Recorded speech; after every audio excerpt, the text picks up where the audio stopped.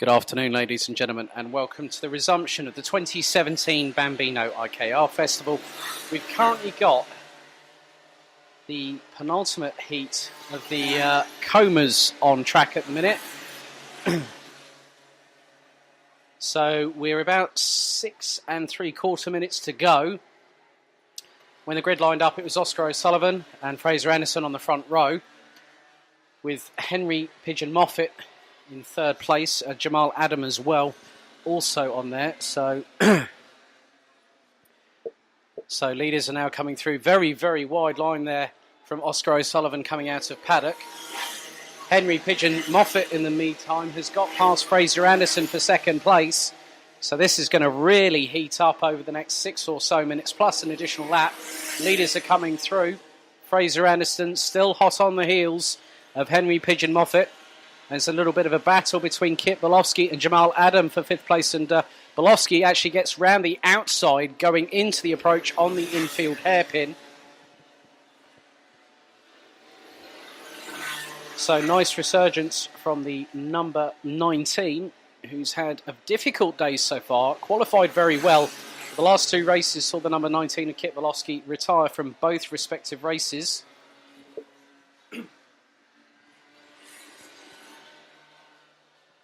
Leaders coming around, and it looks like Fletcher Jamieson is also on the move. He's lapped very quickly.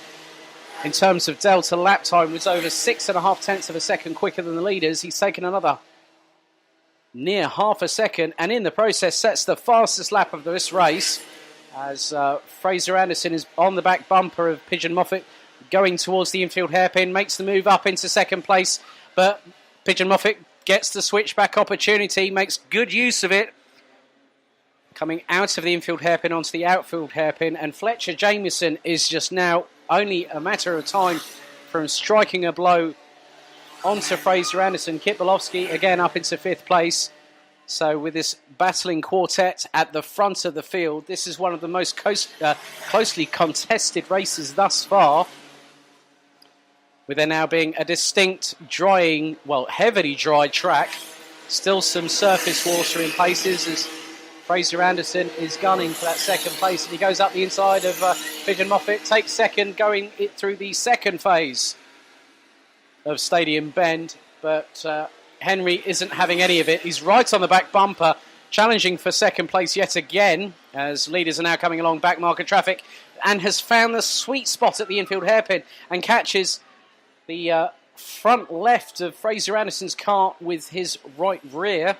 And this is allowing Fletcher Jamieson to close ever quicker. He's within striking distance right now, so these back markers, I count at least 3, maybe 4 of them, as the 2 leaders, one of the leaders, which is Oscar O'Sullivan, setting the fastest lap of the race in the process, has made good headway. So back markers are being used to advantage, as Fletcher Jamieson now up into 4th position, having started in 5th place, is still charging.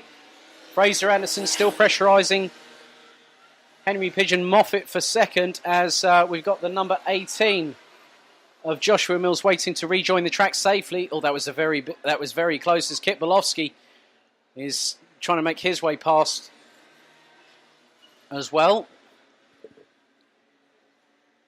Meanwhile, while Oscar O'Sullivan is getting away with it now, Henry Pigeon Moffat is sternly fending off the advances of one Fraser Anderson. Fletcher Jamieson is within about 5 or 6 kart lengths coming through paddock.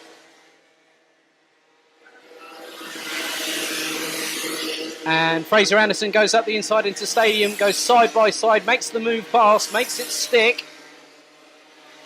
Now through the exit into Reggie's elbow. Very, very wide line there from Henry Pigeon Moffat. That could have allowed Fletcher Jamieson to close up. Well, it has, going into the infield hairpin.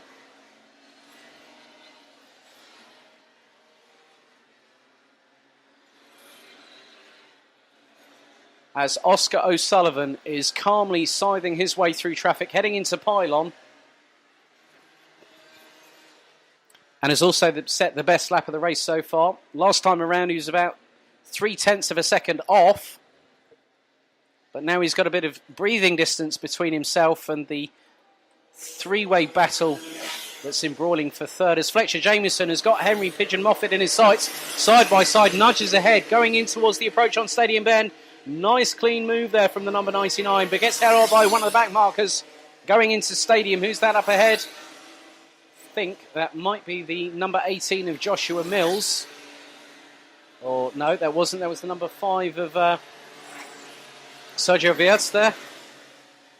And there's a bit of a coming together which has involved the... That's actually hindered Fletcher Jamieson, and that was Max Nizadba up ahead, I think, or was that the number 7? It might have been Livio Carrier there.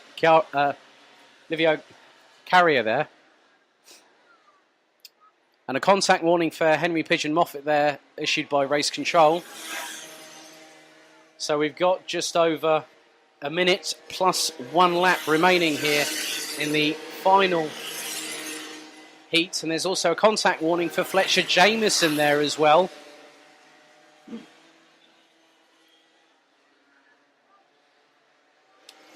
So I would think at the pace that Oscar O'Sullivan has got at the moment, again setting another fastest lap of the race. A 52.193, I think that's the quickest Coma lap so far, with the track coming to all the drivers. So O'Sullivan goes through Pylon and then through into the Complex Nouvelle, down into the S's.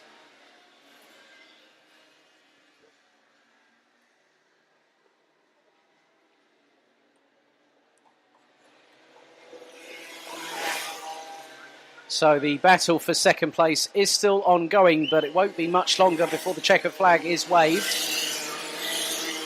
So it will be this plus 1 more lap for Oscar O'Sullivan to consolidate 3 straight victories, starting from pole position on every single heat.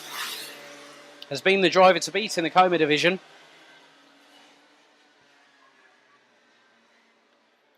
As Fletcher Jamieson has got a lap and a half to close on Henry Pigeon Moffat for third place, and is doing so at a good rate of knots. The pair go down the back straight, and Fletcher Jamieson is going nearly side by side on the approach into Pylon, thinks better of it, with yellow flags being waved.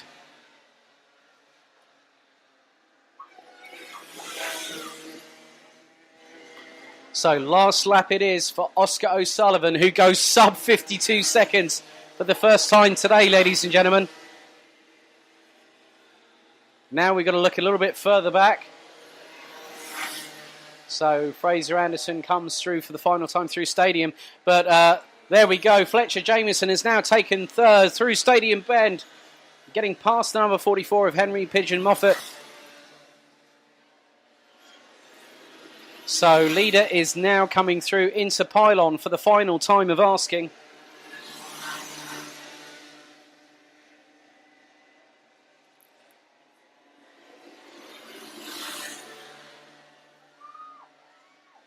So, and we've got a spinner off at paddock as well. But here he comes, the man that has not been stopped yet again today. Oscar O'Sullivan, the number 46, takes another victory.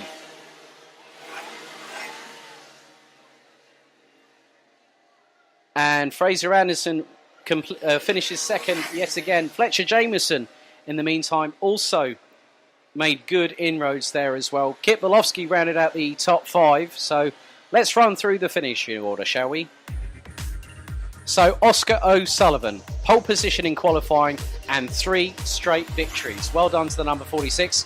Fraser Anderson is still in the hunt. I've got a feeling that the final is going to be winner take all on the 15-minute finale a little bit later on. Fletcher Jamieson came through the field to finish third in the end and did a great move on Henry Pigeon Moffat, the number 44, for third place. Kit Bolofsky rounds out the top 5 ahead of Jamal Adam, Archie Beard, Sergio Viertz, Joshua Mills, Milo Manderson. Hallie Finlatter gets 11th this time around ahead of Max Nizadba and Livio Carrier.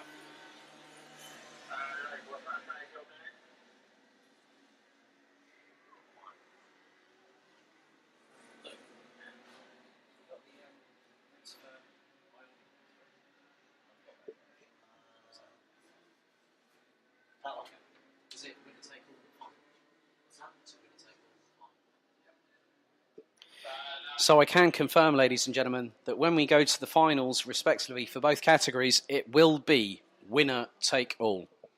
Thank you very much to everyone tuning in on both the Mixlr stream, which is mixlr.com/RyeHouse. For those wishing to check out timing, you can go to live.alphatiming.co.uk/Rye, where there's also a little button to press for the live commentary. Of course, we're also simultaneously broadcasting alongside Downforce UK, the nation's motorsport station. So without further ado, very shortly, we will be going through into the last heat of the day before the 15-minute grand finals.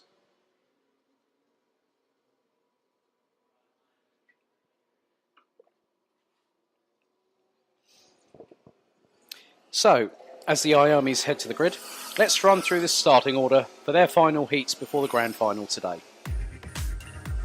On pole position, it's the number 28 of Conor Scarisbrick. One other competitor that's going to be one to watch this afternoon, Riley Cranham with the GP plate, joins Conor on the front row. Row 2, it's Cole Glover and George Davison, 78 and 44. Joe Lewis and Henry Domain will be row 3, numbers 6 and 3. Then it's Riley Wright, Jack Fowler, Ethan Woodward, Jacob Ashcroft, Mason Thurlow, Max Horlaw, Logan Howes, James Roberts, Bethany Freeman and Danny Bonner.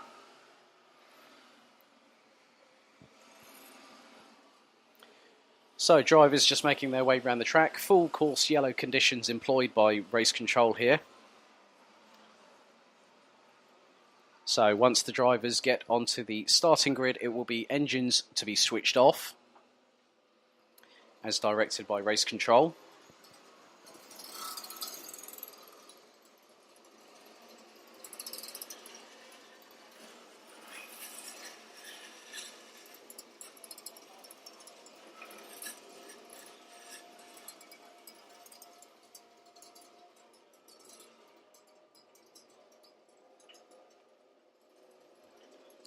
So just waiting for the last few competitors to line up on the starting grid.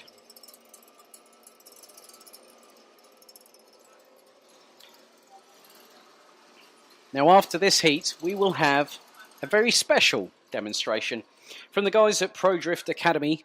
They are a drifting academy. They have a lovely Nissan 350Z, which has a roll cage, which also has the front end of a current generation R35 GTR Nissan. So engines are now being restarted on the grid. So the grid will need to be cleared very quickly. And then we will be given the sign to go to battle in the final heats before our respective grand finals this afternoon. Wait for it.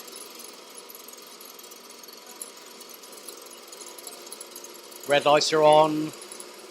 And green, and we're away for the final time for the I-Armies before the grand final. It's 3 wide at certain places up and down the grid going into stadium for the very first time. Leaders now coming through the exit of stadium into Reggie's Elbow. It is nearly 4 abreast coming through that exit, and that was very, very close. And Riley Cranham is seizing an early advantage. Gets past Cole Glover for second place already. And the pair are nearly side by side heading into the outfield hairpin. And Henry Domain has really come good here, going from 6th, and he's in 4th now at the moment, was pressurising Cole Glover going into Pylon and the Complex Nouvelle. Very good start by all drivers, as we're having some good sideways battles. I think I spot Logan Howes in the mix.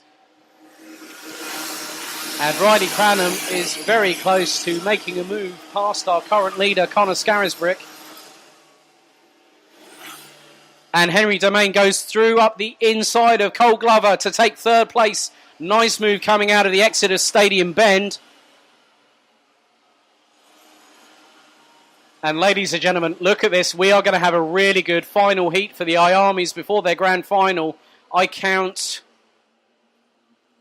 9 karts in the lead train, being led by Conor Scarisbrick.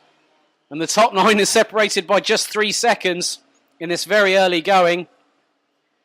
Now, I spoke with a couple of parents last night, and they're hoping that the dry weather came. I'm sure that some people definitely got their wish. But Riley Cranham is still forcing the issue with Connor Scarisbrick heading down into Stadium Bend. Contact warning for the number 88. And that is Logan Howes, so he's got to keep his elbows in a little bit. Henry Domain goes nearly side by side, nudges the side pod of Riley Cranham on the exit of Stadium. The number 3 is really looking racing now. So at the moment, your top train, if you want to call it that way, we've got the Scarisbrick train going on, ladies and gentlemen, fending off all known assailants as Cole Glover loses out to Joe Lewis, who's on a comeback trail after a non-start in the last heat in the I-Armies. So leaders coming through, and I think we've got all drivers within 12.5 seconds of each other on this lap. Some great tow being used to great efficiency, and that was very close for Riley Cranham, who thought of going past Connor Scarisbrick. That could have come to blows there, but Riley Cranham was very good to get out of the way there. But Henry Domain has really closed on the back bumper of that GP plated kart, swarming all over the back like a hive of bees. But all the while, whilst Connor Scarisbrick is keeping Riley Cranham at bay, this is going to allow the likes of Henry Domain, Joe Lewis, Jack Fowler, even Jacob Ashcroft, who's at the back end of that train. Don't forget Riley Wright, the number 79 as well. And this is really close and intense. Who needs Formula One when you've got Bambino's Warriors out there doing this kind of racecraft at such an early age? And Scarisbrick goes to the inside. Joe Lewis goes up the inside of Henry Domain to take third place going into Stadium. Nice clean overtake there by the number 6. And Joe Lewis is actually the fastest out on track, a 50.908 last time around. Fastest lap of this race as Henry Domain nearly comes together with Cole Glover. Went a bit wide there. Glover went up the inside, couldn't make it past.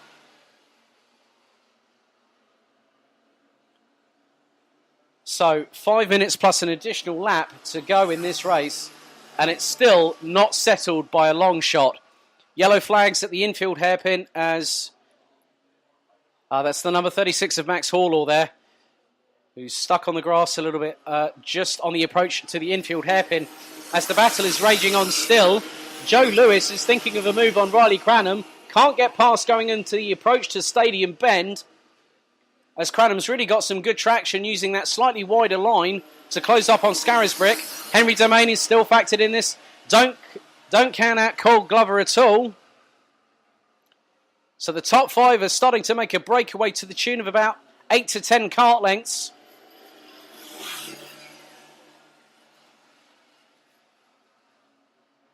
But I have to say, a masterful drive from Connor Scarisbrick as Riley Wright goes fastest of all in this race, a 50.707.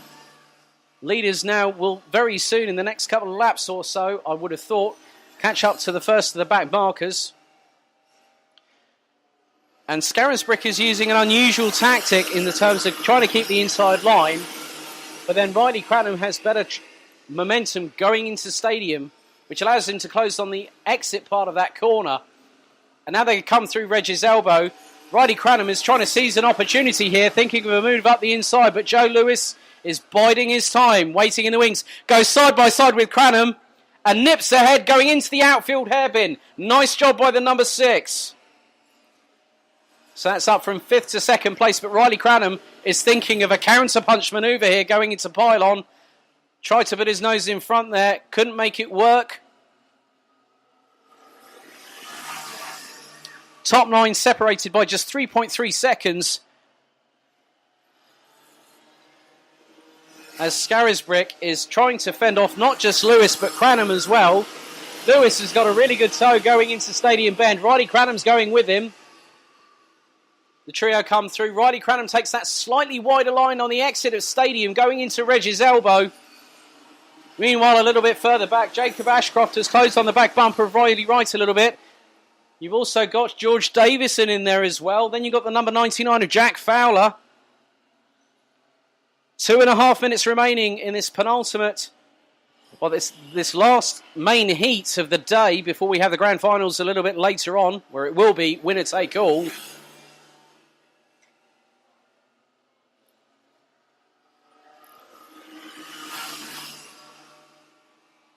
So leaders are catching up to back marker traffic. It is still a very highly charged three-way fight at the front. Joe Lewis is going side by side. Riley Cranham makes it 3 wide going into stadium. Who's going to come out on top of this one? It's Scarisbrick still by a whisker. Lewis slots in behind and nudges the back bumper of Scarisbrick going through Reg's elbow. Riley Cranham's got the inside line going into the infield hairpin. And it's side by side coming out. Who's going to nip ahead? It's Joe Lewis. Got the better purchase coming out of that corner. You still got the back marker and Max Hall up in front, so this is going to compromise not just the top three, but also anyone behind as well, as Joe Lewis is still thinking of making a move on Connor Scarisbrick that could secure another victory. And he takes the lead. He takes the lead. Coming out of the Complex Nouvelle. Joe Lewis now up into the lead of this race with 1 minute and 20 seconds plus an additional lap remaining. And Riley Cranham is pretty much got the inside run going into Stadium Bend. Oh, that was very close. Connor Scarisbrick shuts the door firmly. Henry Domain is there. Cole Glover is there. This is going to be one of those grandstand finales, I think, ladies and gentlemen, as Connor Scarisbrick has been doing a very good job until Joe Lewis got past just a lap ago. And it's now a fast emerging four-way scrap for second. Leaders now starting to come through the S's. So I've got a feeling it's going to be this. Maybe an additional lap on top as well. So we could have 2 to 3 laps of racing action. As Riley Cranham is right on the back bumper of Connor Scarisbrick. Well, was for a second there. Scarisbrick had the better run going into Stadium, as Henry Domain is definitely fighting off Cole Glover tooth and nail at the moment.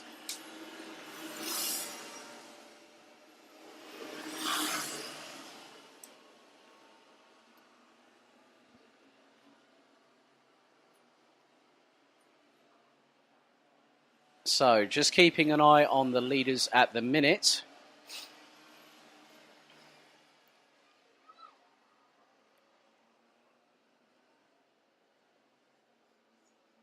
So some back markers up ahead. Joe Lewis is trying to get past, but this has allowed Connor Scarisbrick and also Riley Cranham to get past. It is the final lap of this race, and one of 3 protagonists could take it.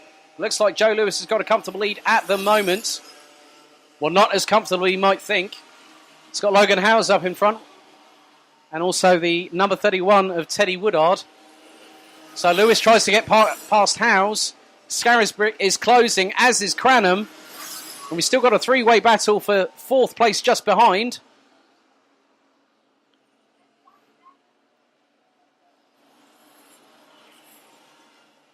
Now I'm just keeping an eye. The leaders are coming through the final couple of corners. Through the S's for the final time comes Joe Lewis. Still leading. Round paddock he comes. Scarisbrick. And the back marker is also compromised. Riley Cranham, who actually holds on to 3rd.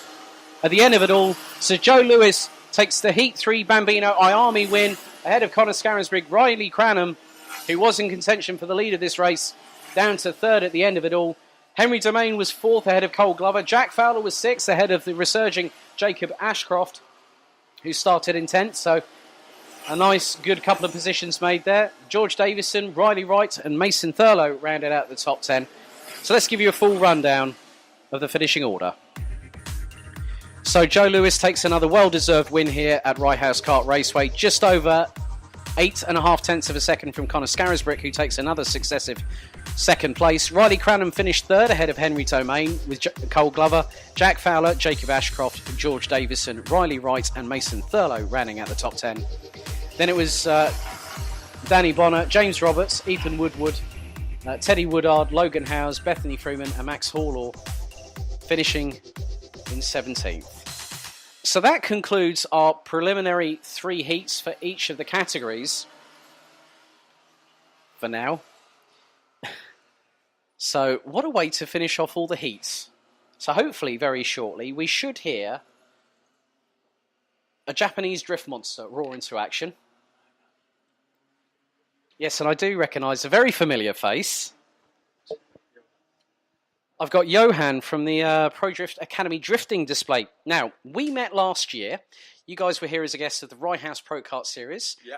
I see that you've now got a nice little number plate on the front of this R35 GTR front-nosed 350Z, which basically says flat out. Flat out. We're going flat out all the time. Drifting is, well, about having fun. So we decided to put a reg plate that suits.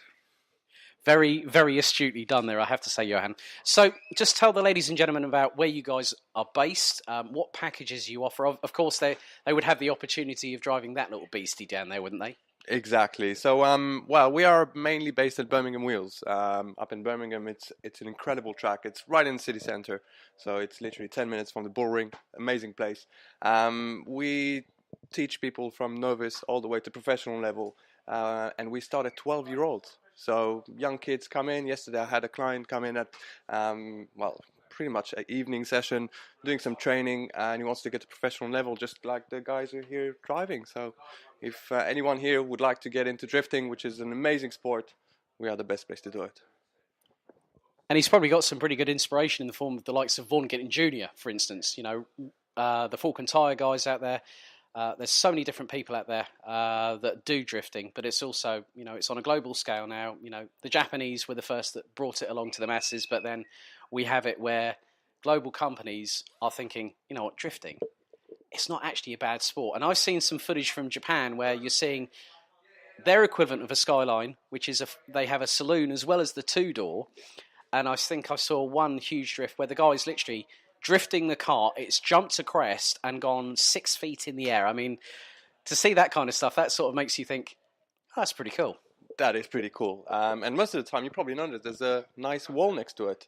We try to get as close as we can to it. That's the most amount of fun. And yeah, as you can see, the Japan, it started back then. They started the mountain passes to do some drifting. Actually, here we see Flo having some fun on track right now.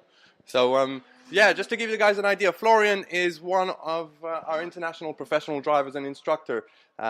He's actually one of the head judges for Drift Masters, which is one of the biggest series in Europe, as well as Drift Grand Prix, which again, big drift series.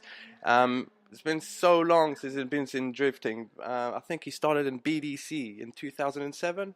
So a long time ago. And right now he's just going out track. I think just having fun on track, just to show you guys how much fun is drifting. And as well, as my friend here next to me just mentioned, the car is a training car, which means if you guys decide to come do some drifting, that's the car you'll be driving. So to give you the rundown, this is actually a standard non-tuned specification engine. It is from the factory, 3.5 litre V6, if I remember correctly. Yeah, exactly. I think it's about 300 horsepower. It's got a few small modifications that we need to do for drifting. But the main purpose is to make it as close as possible to a standard car so that anyone who comes to drive them, they understand what to do. So it makes sense. And it's one of the cars that is very well known. I mean, if you guys have actually ever watched Fast and Furious Tokyo Drift, that's the car of the baddie. The big baddie in there, and his henchman as well. But to be honest with you, Johan, the 350Z is a pretty good car to start from a baseline. But then, of course, I remember speaking to you last year, and you guys were very instrumental in one particular world record, if I remember correctly, the fastest ever drift, which was, I think, over 200, was it close to 200 miles an hour, if I remember correctly? 192 mile an hour. Put in context, it's, wow, there's a 200 mile an hour club for supercars, isn't it? Yeah. And we do it sideways. We just decided that it's actually a funny story. So we used a project with Nissan and obviously ProDrift in Dubai. And what we wanted to do is to break the world record, which was 140 mile an hour. We achieved that on the first run. And as we are ProDrift and we like to have fun, we decided that it's not enough. So we decided to go all the way to 188. Now, I wanted to ask you a couple of questions, really. First of all, the tyres are under so much duress. You know, you're not just talking about the contact patch to the tarmac. You're also talking about sidewall integrity. So you must have had to speak to one of the big tyre brands globally to say, look, is there a tyre that you have, or did something have to be built specifically for the Nissan GTR? So yeah, we had to use a specific tire because tires are made to be driven up to a certain amount of speed, especially drifting. So as you said, the sidewalls had to be customized to be able to withstand the stress on it. because going 200 miles an hour drifting, it's a lot of stress on the tires and everything else. More stress than a Bugatti Chiron, I might add, as well, which can do 250 miles an hour at its top whack. Yeah, but then it's in a straight line, so that's not fun, is it? That's not fun at all. No, not at all. So how did you guys come to be at Pro Drift Academy, and when did you guys start up? Well, we are a company that's, we used to be called Flat Out Factory, as you know, from the reg plate. We've been operating for the last 3 years with the #1 outdoor activity in Birmingham area, with 3 years running, I think, 5 stars reviews on TripAdvisor. And Pro Drift globally wanted to support the brand in the UK. And they decided that we're the best at it and that they wanted us to do it. And as you can see outside, Flo is just having so much fun on track. And you should see, he's linking all of it. So we don't stop. As you can see, and when it's a straight, most people will stop drifting. We don't. We carry on. We want to continue and have more fun. Now, about the sport of drifting itself, it's a very different aspect to racing as to what we're doing today here at the Bambino Festival, because you've got touch points. You've also got to get as close to contact points on the walls as well. Just give us an idea of what sort of training is involved, because you've got to be on your A game. And as you say with Florian, 11 years of experience, that's quite a lot, but he's probably still learning all the time as well. We are all learning, and the moment we start thinking that we can't learn anymore, that's the time we want to improve. The main idea, anyone can learn more. We teach each other, help out ourselves. And the main idea about drifting is, as you explained, it's not about who's the first on the finish line. It's more about the accuracy of a driver. And as you can see, Flo is kind of using the whole width of the track, and that's the whole point. So in a competition, you'd have clipping points, outside clipping points, inside clipping points, and you would need to get as close as you can to it. As you advised, so most of the time we have some concrete walls behind them. So we have to be quite accurate without, messing up. As you can see, Flo is really good at it. Really, really good. Yeah, I've seen a few Formula D sideways action where it's all gone a bit horribly wrong, as Flo's just been flashing the lights to the crowd there. But yeah, as you say, it's very much about a momentum-based sport, that you carry that momentum through the sideways inertia. So when you initially get the car, if it's a pull on the handbrake or if it's dipping the clutch, depending on the driving style of the individual, it's very, very technical, isn't it? Very technical. There's a lot of aspect into drifting. It's not just about driving a car. That's the most amount of fun of it is when, in order to become a professional driver and a professional drifter, you kind of have to be in full control of every tool you have in the car. Which, as you said, it could be handbrake, it can be clutch, it could be left foot braking. So everything that people do in a race car, we do in a drift car, just in a higher control. And the main idea is we also found out, and we work with a company that have race logic and GPS tracker in the cars, because we're working with race car drivers, track drivers that believe just like us that in order to become faster, you need to be in full control. Which means when we had a lady last year that came to us between 2 Brands Hatch dates, and she actually shaved 3 seconds of a lap. 3 seconds of a lap while she is still ranked, and the whole point of it is just to learn how to oversteer, because if you can preempt the problem, you can become faster. And as you can see in the go-karts as well, they all go sideways this morning because it was wet. Yeah. If you would be able to learn how to control it before it happens, it can be so much faster, and that's the main idea. So we don't only teach just drifters and people who want to go into drifting, but also people who want to get faster. So Johan, where can everybody find you on the web? Well, you can all find us on prodriftacademy.com, where you can find all the courses, or obviously catch up on Facebook. Facebook is incredible. We've got so much cool content and videos. We do a lot of cool stuff. As you said, the speed record for the World Drift is on Facebook and YouTube and everywhere. You can watch it happening. And we are planning a lot of cool things this year. A lot of cool things, which is well worth following us up. But otherwise, we are standing next to the control tower, as you all know, so you can come and watch the car. If your kid want to do a picture in the car, come and join us and come and chat with us. Even if your kid wants to get into it, I can explain what's the first step. Thank you very much, Johan. So, ladies and gentlemen, I think as Flo gets that very sideways coming out of Reg's elbow through the first hairpin, look, he's smoking those tyres like a good one there. Nice work by Flo, as Johan's going to be doing some video or pictures there. It's great to see this kind of sport. It just shows that motorsport has so much diversity in terms of application. But of course, you've got to think of other things that these guys will have to look at, such as steering angle input. So when say, for example, if you like Petter Solberg, for instance, who loves going flat out and completely sideways, I'm sure that he, after no time at all behind the wheel of a car like this, would be going sideways, full on, and flat out. Nice little chuckle there, Johan. I can hear his giggling from inside the car. That's the best part. Even after 11 years, how many years he's been drifting, and me as well. I've been drifting for 10 years. I still have so much fun every time. It's so addictive, and it's definitely the best sport out there. And you can see he's smiling to the crowd. So I can guarantee, if you want to have fun and learn to be a better driver, drifting is the best thing you can do. And we are the best at it in the UK. We're the home of professional drift training. And if you want to get into it, that's us.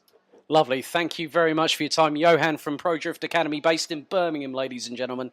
And a big thank you to Florian in the lovely black and bright neon green Nissan 350Z with the lovely, I do have to say, it does look absolutely menacing with that 3 R35 GTR front bumper on there.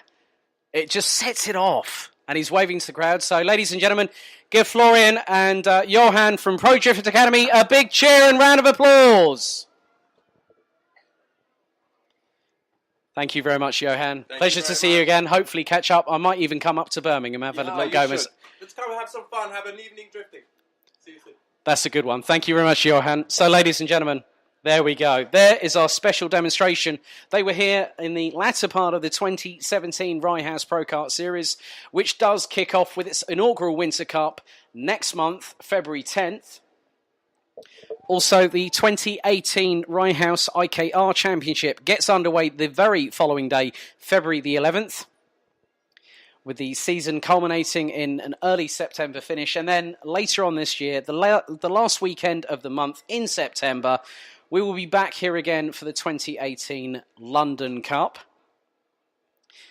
So don't forget, if those that are wishing their little ones to be entered into this year's Rye House IKR Championship, don't forget to go to their the following dedicated website, Rye House IKR, that's I for India, K for Kilo, R for Romeo.co.uk.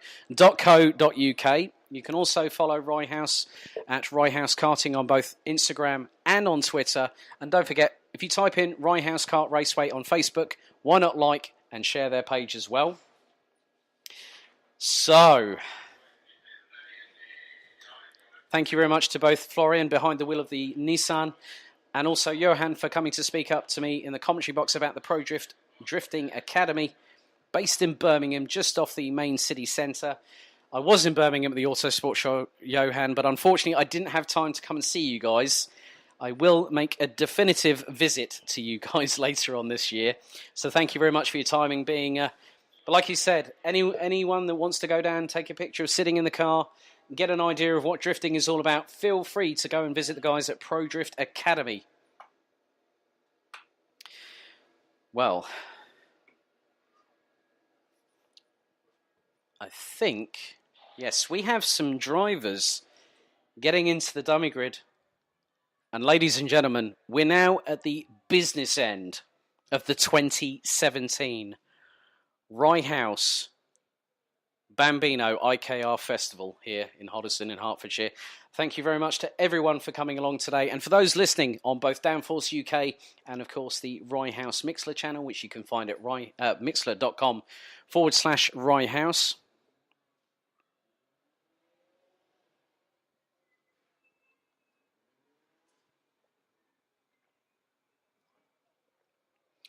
And as I said earlier on, both finals.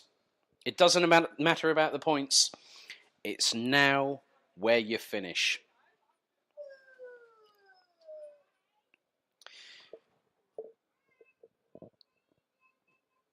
So all Coma drivers for the grand final should be on the dummy grid ASAP, please. That's all Coma drivers to the dummy grid, please.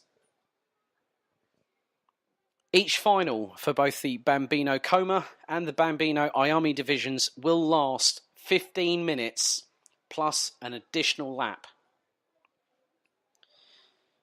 And first things first will be the Bambino Comas. Now every driver, irrespective of their finishing position today, I understand will be receiving a trophy because you know what? It's not just about the winning. It's also mainly about the taking part. And I'd like to say a big thank you to every single driver that is here today. You've all put on a really great show for everybody that's in attendance. And I have to say, to see these kids at this tender age in a racing style environment tugs at my heartstrings a little bit. And the reason being is that I'm all for one of helping young people. I've got an 11-year-old niece who's big into motorsport, just like her uncle. Funny thing is, the little story behind this, I was watching the British Grand Prix in 2012. And my sister and my little niece were around with the family. So I decided, I'll put some Formula One on. I want to watch something. Sunday afternoon, Silverstone seemed like the prime idea. All of a sudden, my 11-year-old niece, well, at that time, she was, 6? Saw a certain Union Jack on the side of one driver that isn't in Formula One any longer, 2009 Formula One World Champion Jenson Button, and then proceeded to jump in the air, springboarding off of me when she said, "Oh, who's that with the Union Jack?" And I said, "Oh, that's Jenson." She goes, "Go Jenson, win!" Jumped off, and all I can say is my legs were not feeling too good afterwards.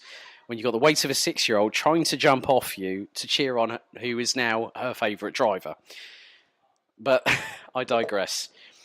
So the thing is that with these youngsters getting into a kart and driving at these speeds and also being incredibly competitive at some points, like we've seen today, is very, very lovely to see from my standpoint, not just as a commentator, but as a motorsport fan. Because at the end of the day, we as commentators, we love motorsport just like everybody else does. We have emotions just like everyone else does as well. And it's nice to see that they're able to put the visor down, and when the lights go out, they go for it. But these guys and girls are learning as well. And this is one of the biggest things. Without young racing talent like this, we may not have future superstars in racing. And when you consider the fact that the UK motorsport infrastructure, the majority of the F1 teams are based here in the UK. A lot of our homegrown talent have gone on to win international races. I mean, Dan Tickton won Macau last year. Harry Thompson has been signed. He's one of the rising cadets at the moment, and he recently won in one of the biggest international one-off tournaments last year. You've got so many great drivers coming through the ranks. You've got Lando Norris.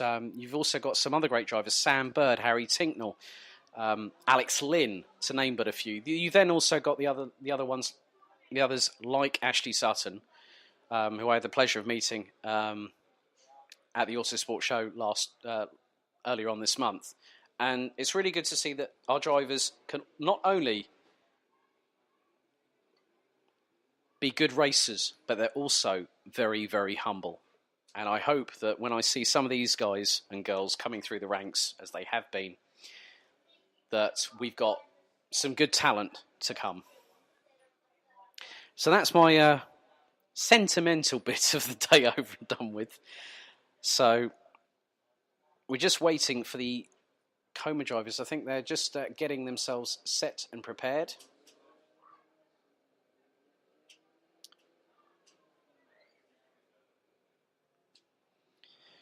So as I mentioned earlier on, the Bambino Coma finale, the grand final in fact, will last for 15 minutes plus one additional lap. And it is winner take all.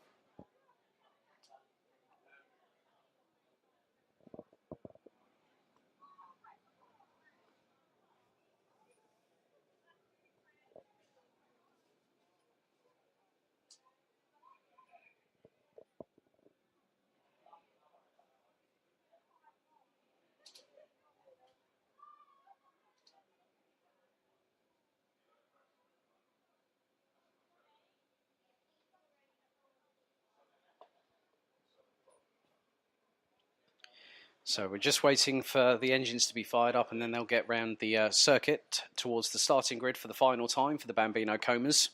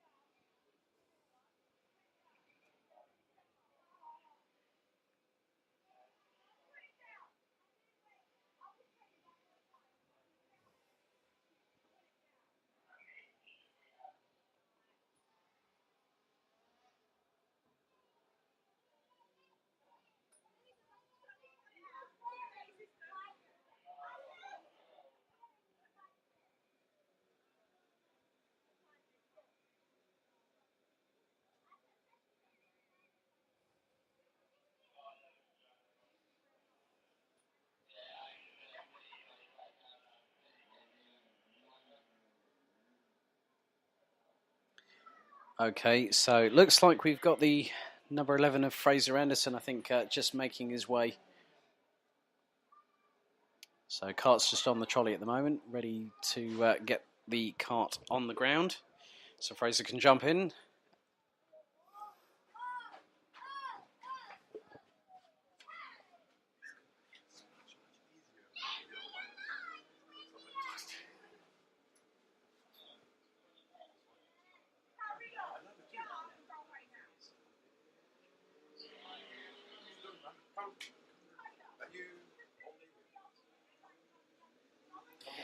Right, so I think I'll be having a chat with Johan from Pro Drift Academy a bit later on about sorting something out. So, there we go, ladies and gentlemen. Here it is for the final time for the Bambino Comas. Here is a grid rundown ahead of the grand final. So, starting on pole position for the fourth successive race in a row, it's the number 46 of Oscar O'Sullivan.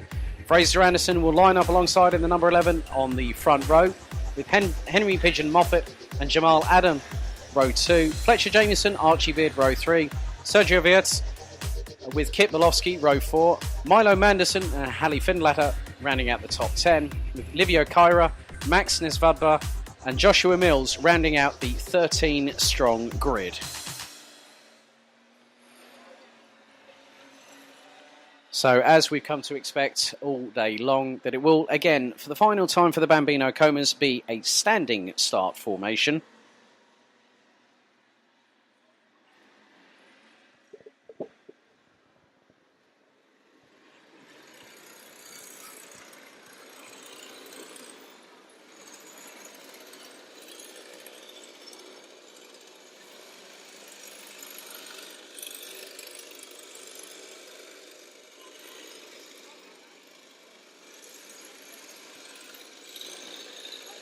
It's going to be very interesting to find out who is going to have the wherewithal to go for the victory. I know there's going to be our front row at the very least. I think Kit Volofsky could be one to factor in, the number 19.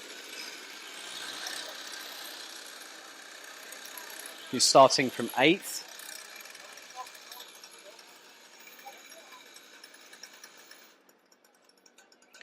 So, engines have been switched off, as directed by race control.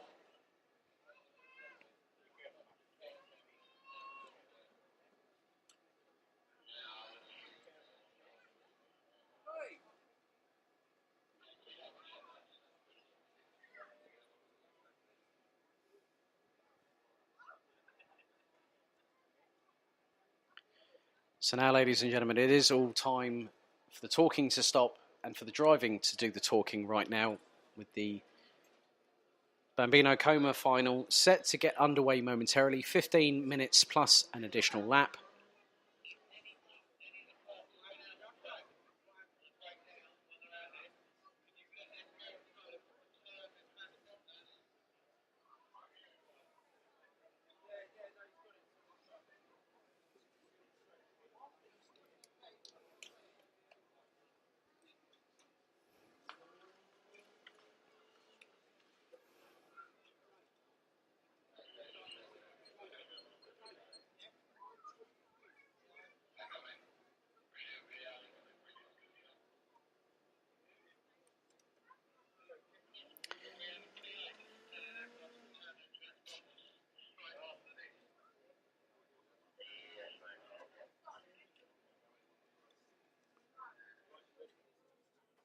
Okay, the start engine signal has been given by race control. Grid will need to be cleared very quickly.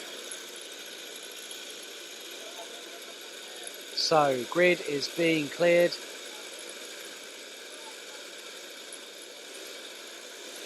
Drivers are in position for the final time for the Bambino Comas.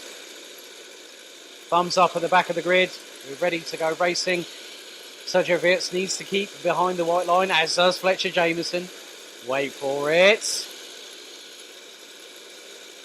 Red lights are on. Oh, bit of a creep forward by numerous drivers there. Green lights are on, and we are away for the final time for the Bambino Comas.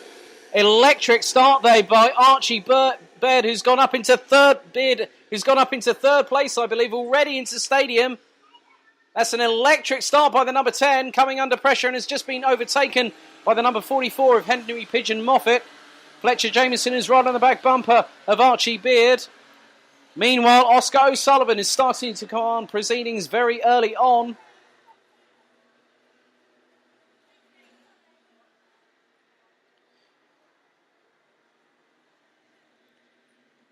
So, coming through pylon into the final first time, it's Oscar O'Sullivan, Fraser Anderson in second, Jamal Adam in third. Well, that isn't, because it's Henry Pigeon Moffat in the number 44 doing a sterling job, having initially lost out. Henry goes a bit wide at paddock. Fletcher Jameson now up into fourth.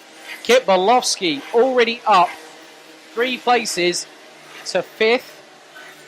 Jamal Adam has gone down into sixth position. But yet again, it's both the duo of O'Sullivan and Anderson that are trying to get away. But Henry Pigeon Moffat is possibly going to have something to say in this particular encounter. With that being said, with the comas out on track, could I ask that all IARMY competitors please go to the dummy grid for the final time? All IARMY competitors to the dummy grid for the final time. So Kit Bolofsky is on the move here, quite literally, and is pressurising, hounding even Fletcher Jameson for fourth place. The pair come through paddock as the leaders are starting to come through. Kit Bolofsky's got a better run coming out of paddock. All drivers, just to remind you that you need to return your transponders to scrutineering directly after the finals, please. And as I say, that Kit Bolofsky is really got the measure of this track now. 2 heats that were not to his favour, having issues in both of them, but his comeback, fighting and charging like a noble warrior. Now I'm wondering, are Fletcher Jameson and Kit Bolofsky working a little bit together, in fact, to close up onto Henry Pigeon Moffat? Well, Bolofsky might have other ideas because they're coming through the S's now and is really closing fast on the back bumper of Jameson. He's got a double toe thanks to Pigeon Moffat and Jameson as well. Meanwhile, Oscar O'Sullivan has gone quickest of everybody in this race, a 52.441. As the battle for third is still very much going on quite well here, with Henry Pigeon Moffat still keeping the pair of both Fletcher Jameson, the number 99, and Kit Bolofsky in the number 19 at bay. Kit Bolofsky knows this track very, very well. As I said, he competed in last year's Rye House IKR Championship and was in the top 10 when the season was all said and done. So Kit's got another good advantage. Fletcher Jameson is having ideas of getting past Henry Pigeon Moffat, and he does. Slipstreams past him, gets in front just before Stadium Bend. But the pair still have Kit Bolofsky holding on to their anchors, so to speak.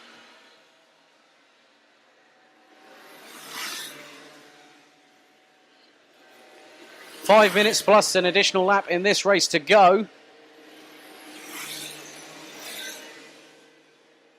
And Kit Bolofsky is thinking of a move on Henry Pigeon Moffat going, and it's side by side, nearly bumper to bumper, side pod to side pod. But Pigeon Moffat comes out better on that one, going into pylon the complex. But it shows that Bolofsky is a crafty little racer.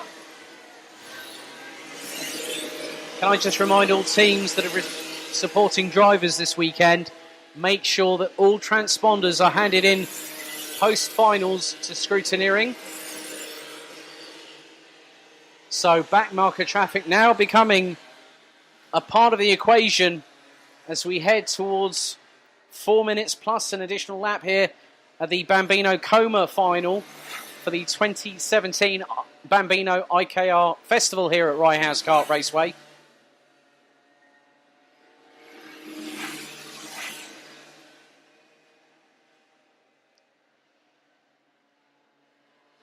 but with Oscar O'Sullivan. I've hardly talked about him in this race. He's leading by at least 2.4 seconds. Could the gap be that little bit more?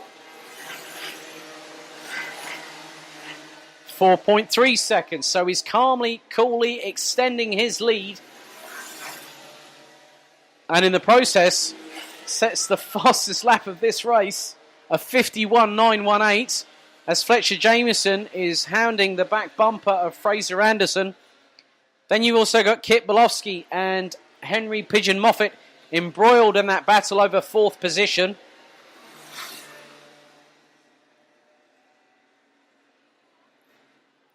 So could all IAMI competitors head down to the dummy grid for your final time of the day, please? That's all IAMI final competitors down to the dummy grid ahead of your final race of the day, please. Thank you. So Oscar O'Sullivan goes quicker again, a 51.908. And the gap between Fraser Anderson and Fletcher Jamieson has gone up to 0.4 of a second. Well, it looks closer than that because Anderson went a bit wide coming out of stadium into the approach on Reg's elbow. So Jamieson is there waiting to strike. Kit Bolofsky is still keeping in striking distance of Henry Pigeon Moffat, who's currently fourth out on track at the minute.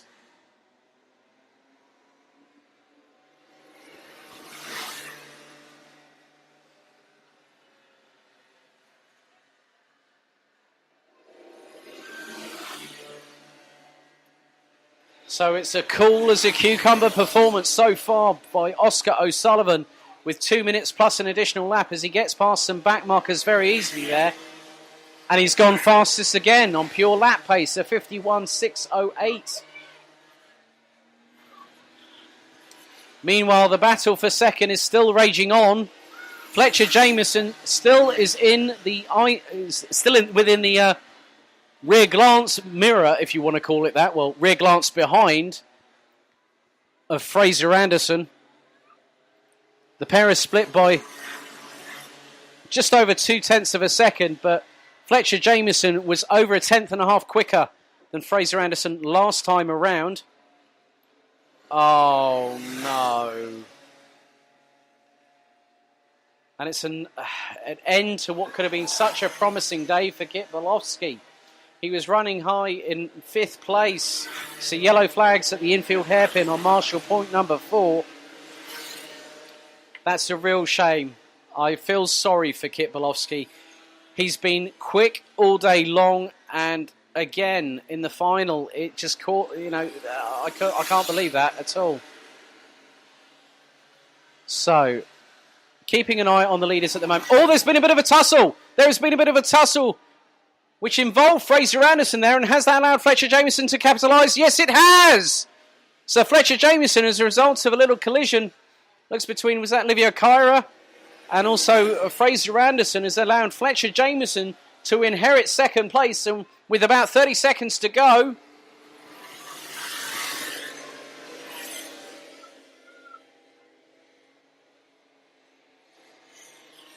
so just keeping an eye on the leader at the moment. Contact warning there for Henry Pigeon Moffat. Whether that's with regards to Fletcher Jamieson, I'm not sure. But Oscar O'Sullivan will have half a lap plus an additional lap towards taking the victory here and win the 2017 Bambino IKR Festival.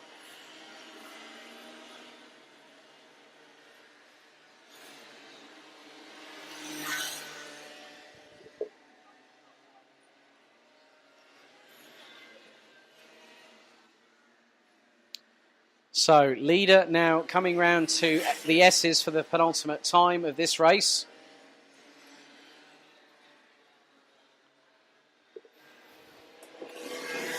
So, one more lap for Oscar O'Sullivan to assert a dominant display here at Rye House Kart Raceway for the 2017 Bambino IKR Festival. Fletcher Jamieson currently running in second place, ahead of Henry Pigeon Moffat, who's third at the moment.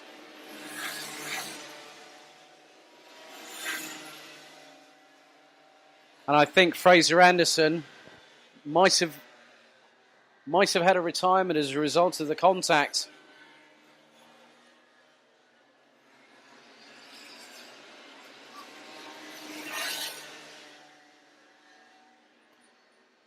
So, ladies and gentlemen, here we go. It's going to be declaring our first winner of the 2017 Bambino IKR Festival. Well done to Oscar O'Sullivan. A dominant display here at Rye House.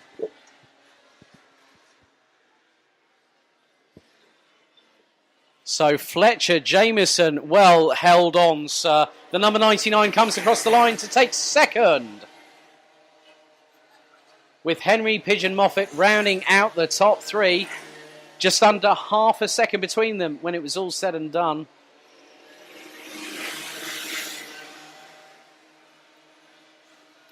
So with that being said, let's run through our finishing order for the Bambino Coma finale. So winning the 2017 Bambino IKR Festival here at Rye House is the number 46, the man on dominant form, Oscar O'Sullivan, with 3 straight heat wins, pole position, and also winning the final. Fletcher Jamieson rounded out a strong consolidation of the day in second place with the number 99. Then it was Henry Pigeon Moffat finishing third ahead of Jamal Adam. Archie Beard finished 5th in the end ahead of Sergio Wirtz. Livio Kyra finished 7th with Hallie Finlander. Well done! 8th place when it was all done. So having started in 10th, she finished 8th. Well done, Hallie. Also, Milo Manderson and Joshua Mills rounded out the top 10 with Max Nesvada, Fraser Anderson and Kit Bolofsky rounding out the 13-strong order, with the latter two unfortunately not completing this race. So your winner of the 2017 Bambino IKR Festival Bambino Coma Division is the number 46 of Oscar O'Sullivan.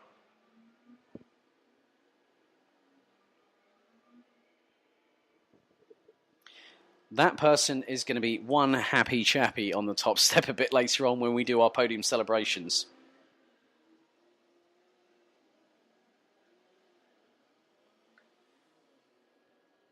So we'll have a slight delay whilst we just wait for the carts to be cleared up. Now I do see a few IARMI Bambinos waiting for their chance. And this, I think, is going to be one of those races where I don't know what is going to happen. And you probably will heard my voice talking about it on heat number 3 a bit earlier.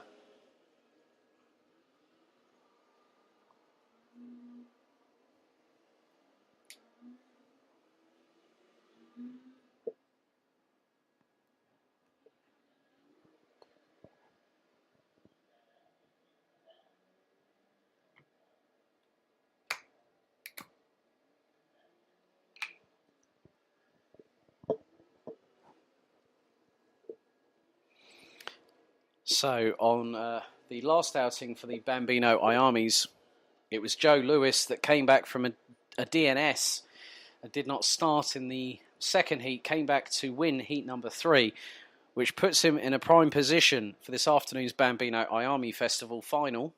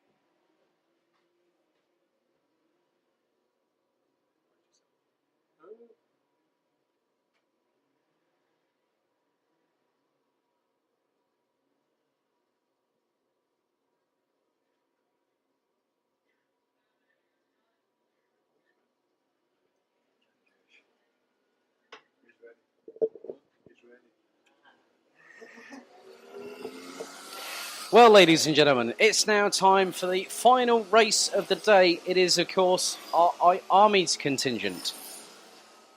That nearly sounded like Army there. It's been a long day. And thank you, Ryan Musk, for insisting I do the scooter race, you know what? I'm not doing it anymore.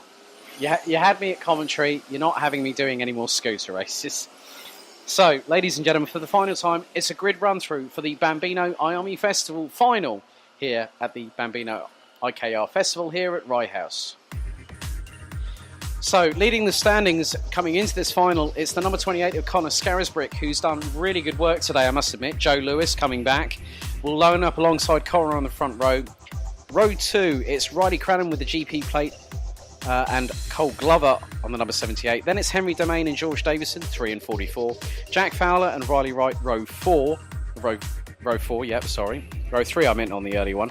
Jack Fowler in the 99 and Riley Wright in the 79. Then it's Jacob Ashcroft and Ethan Woodward that ran out the top 10. Then it's Mason Thurlow, Teddy Woodard, James Roberts, Logan Howes, Danny Bonner, Max Hallall and Bethany Freeman rounding out the 17-strong grid.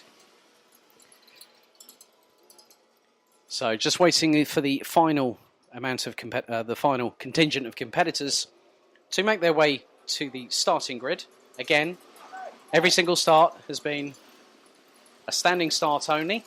So engines will be switched off as soon as the drivers hit their respective grid spots. So for the final time, we're getting ready to get our last race of the day. This is the Bambino IKR final. And again, this is winner take all.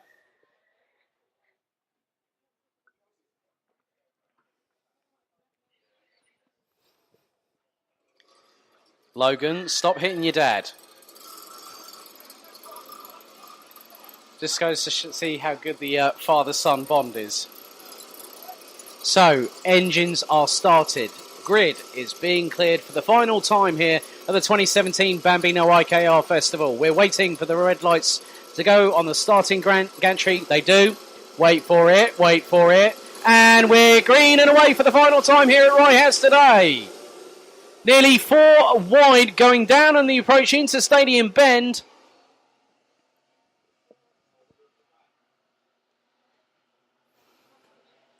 And already Connor Scarisbrick is trying to assert dominance here. Joe Lewis in second.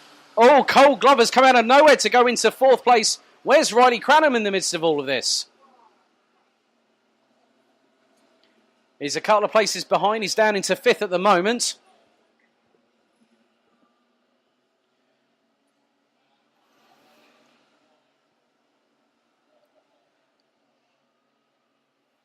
So leaders now coming through into the S's for the first time of asking.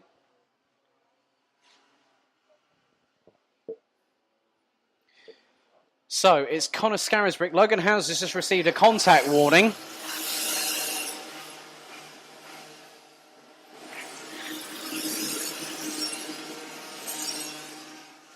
So leaders coming through. It's pretty much like we saw in the 3rd penultimate heat for the IKRs. 9 karts again at the front of the field.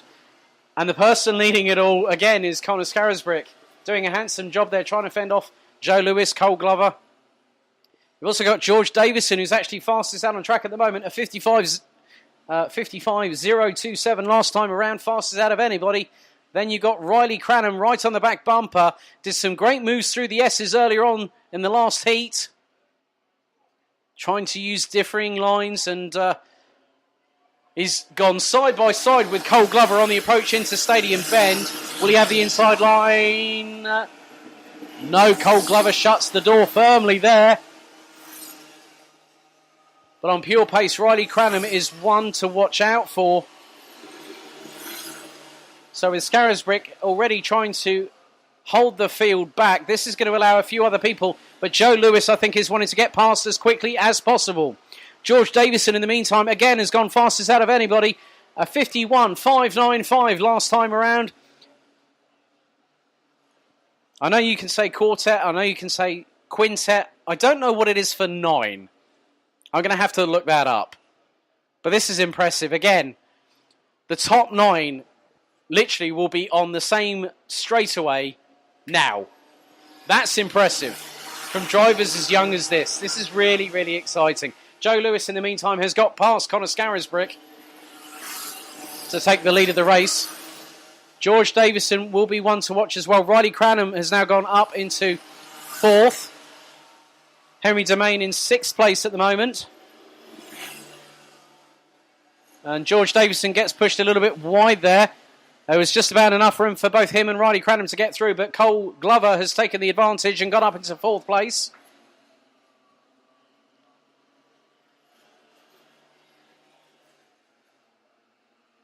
Top 9 now coming through the Complex Nouvelle.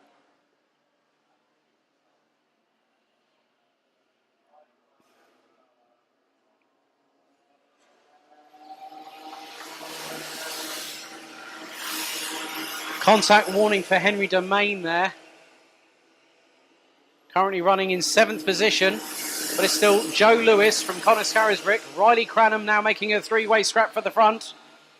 And he's looking up the inside line. Takes Connor Scarisbrick quite neatly there through the infield hairpin.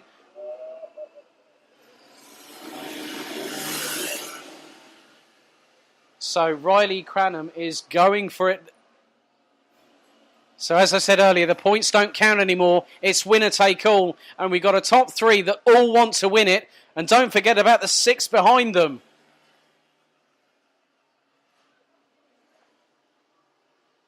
So fastest out on track is Riley Cranham in the GP plate, having done a 50.658 and has got past Connor Scarisbrick for 2nd place. Nice job there. So Riley Cranham has got to be a factor into this, and he's already on the attack to Joe Lewis, going into the infield hairpin. Lewis went wide, and Riley Cranham seizes the opportunity and slingshots past into the lead.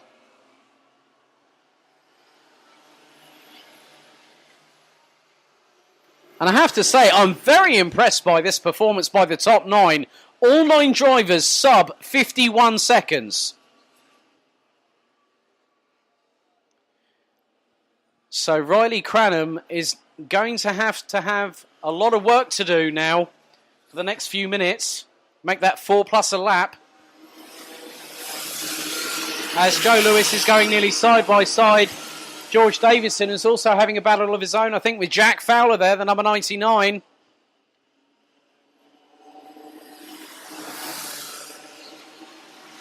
Jacob Ashcroft has now got past Riley Wright, where the pair are trading over 9th and 8th places respectively, as Riley Wright goes up the inside of Jacob Ashcroft into the infield hairpin. Nice duelling between that pair.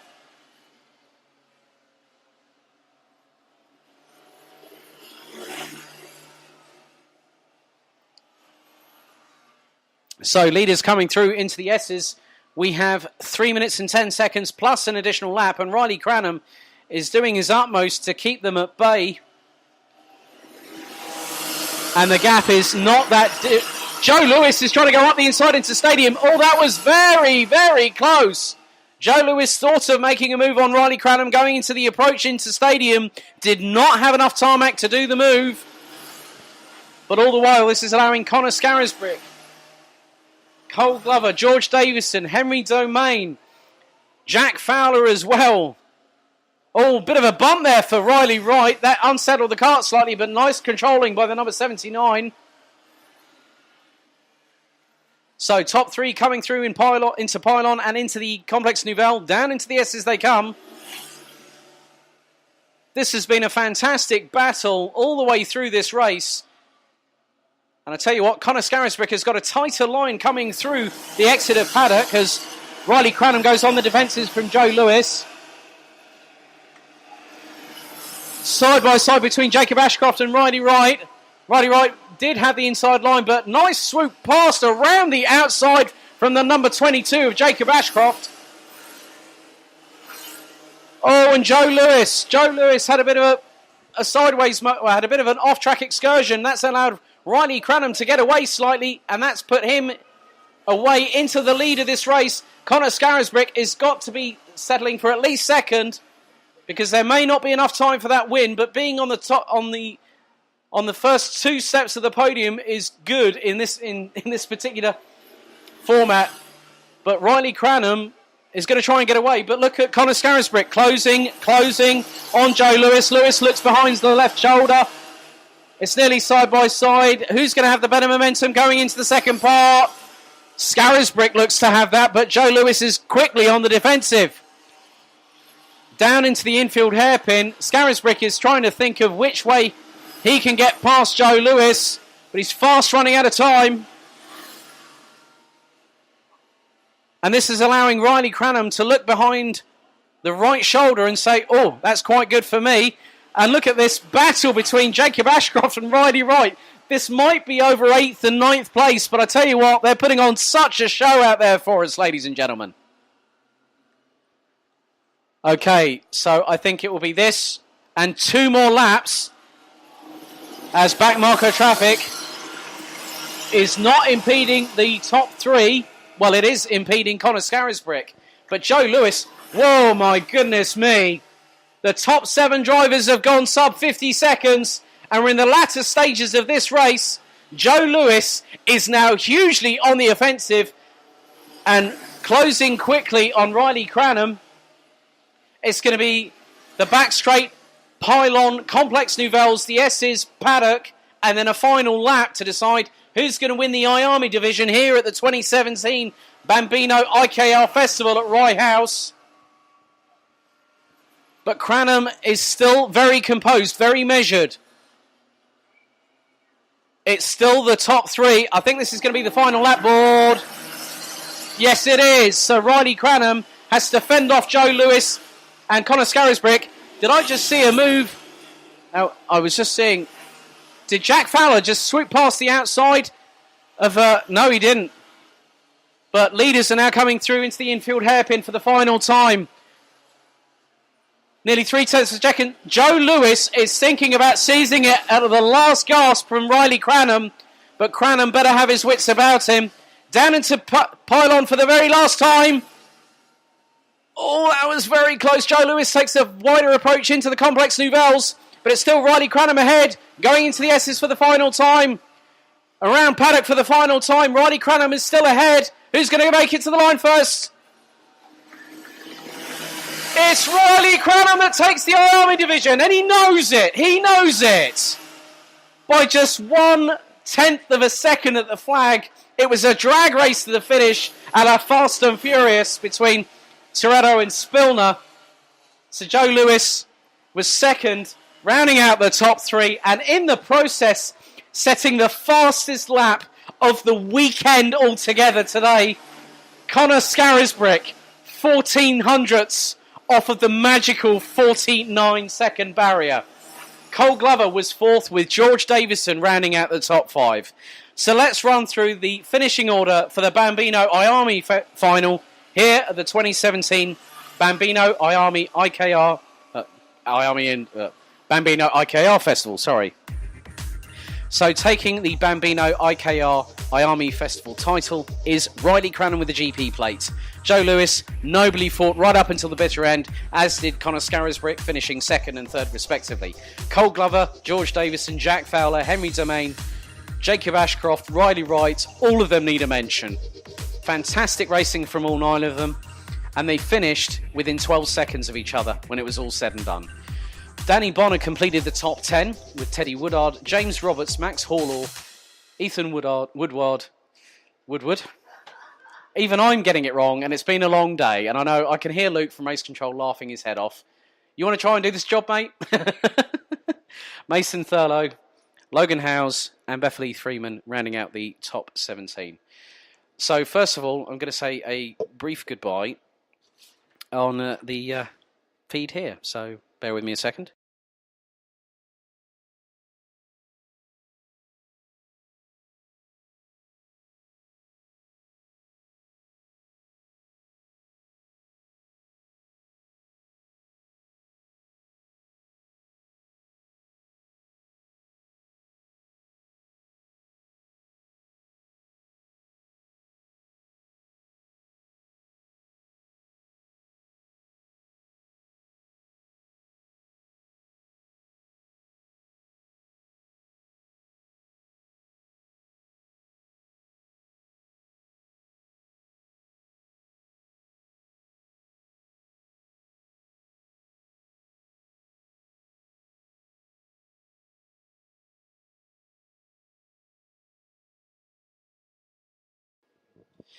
So there we go, ladies and gentlemen. Riley Cranham becomes the 2017 Bambino IKR Festival IARMY champion, and alongside him will be Oscar O'Sullivan, the Bambino Coma champion. So that concludes the very first Race Day Live broadcast here on Downforce UK, the nation's motorsport station. Broadcasting from a nice sunny afternoon here at Rye House. This is Alex Goldschmidt signing off, but I want to leave you with one final track. You might remember this from the films Driven and Days of Thunder.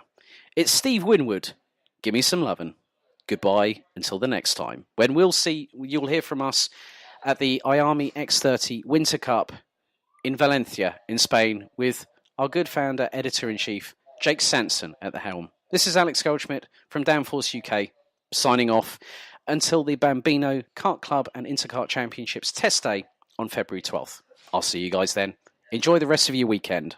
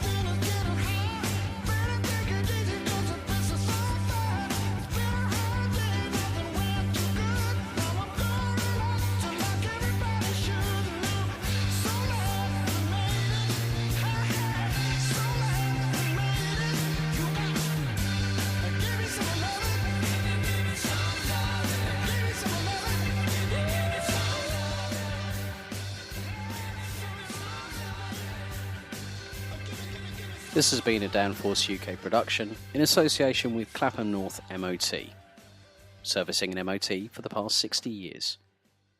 This broadcast was presented by Alex Goldschmidt, broadcasting live from Rye House Kart Raceway in Hoddesdon, Hertfordshire.